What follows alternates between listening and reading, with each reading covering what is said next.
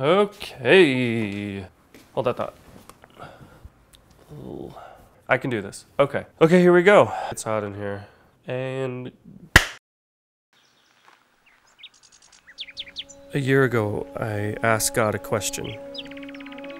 Could I be homosexual and Mormon?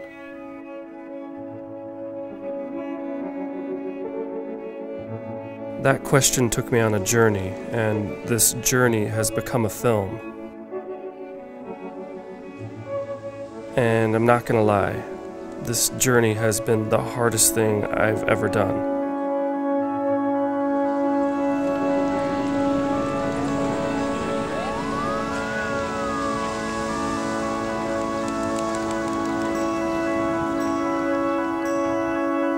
This journey has pushed me into places I never dared go before, publicly challenging myself to understand what is true and testing the limits of my faith and identity. And it's been the hardest thing I've ever done because when I came out, our culture was still a pretty scary place to come out and share your story and the details of your life.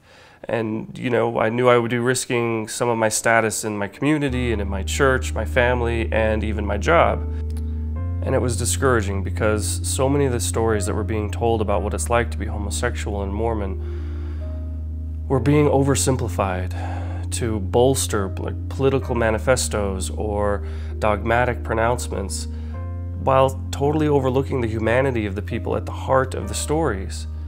And then the conversations and the arguments became so full of vitriol and rancor that it left those of us, again, who were caught in the middle feeling hopeless. I know that I felt so hopeless and so stuck that I almost completely gave up on hope and took my own life, like so many other people had done before me. But I decided to give it one more chance, a chance at hope, by making a film that didn't exist up until that point, but a film that would hopefully find the answers inside the stories themselves to the most challenging questions that face us.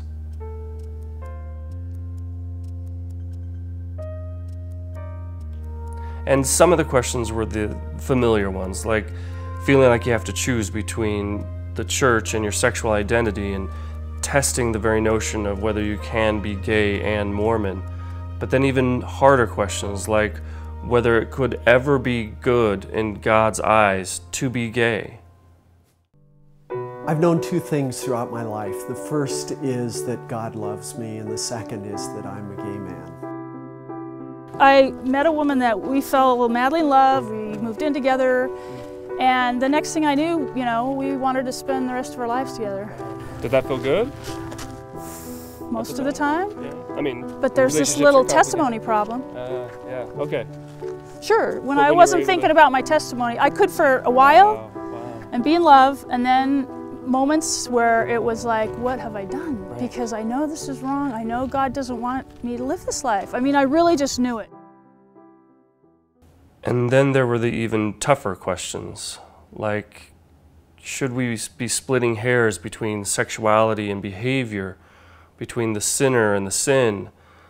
Or can it be just enough to let the heart want what the heart wants? There was this one girl at the time that I was just so in love with, and we were really close friends, but I was so worried that I was going to do something that would just damn me forever, and I felt that it would have been better to not be alive at all than to do that, to so much as hug her the wrong way. Saying you hate the sin is essentially saying, I hate who you are as a person. And so there's no way to love the sinner and hate the sin. I also really wanted answers to the questions about how to manage the conflicting commandments to create a family with the one that I really love, but yet the prohibitions on same-sex behavior. For us, it amounted to, changing our faith. to feel good about ourselves, to enjoy life, to be happy. I needed to be married in the temple, to be able to have that family, and to have the life or the dream that I had envisioned.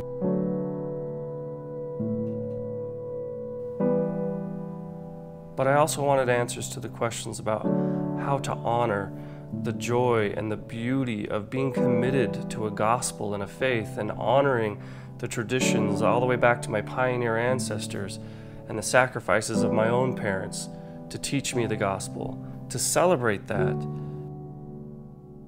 I think most of all I was worried that I wouldn't ever be able to find anyone who could see me and validate me and love me as a Mormon, which I loved to be, but also who could also love me as a lesbian. I would want any homosexual Latter-day Saint who feels like he can come to a Mormon congregation and at least sit there and be one in communion with God should have that privilege. I have had marvelous revelations at church, and I know that it was because I was doing what the Lord wanted me to do. I was being obedient to those promptings of the Spirit to be active in my ward. And of course, along the way, we've been able to ask questions about whether it really does get better, and whether we can really build bridges of compassion and empathy.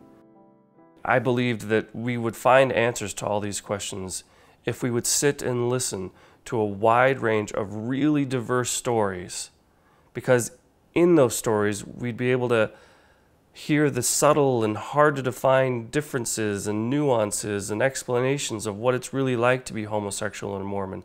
And from that, we would be able to have a more accurate understanding of what we're really talking about. And I do believe, again, that those answers are found in these stories. And they aren't just the same old sad stories, which are very real and very tragic and must be remembered. But there's also so many new and creative and beautiful and humorous and joyful stories.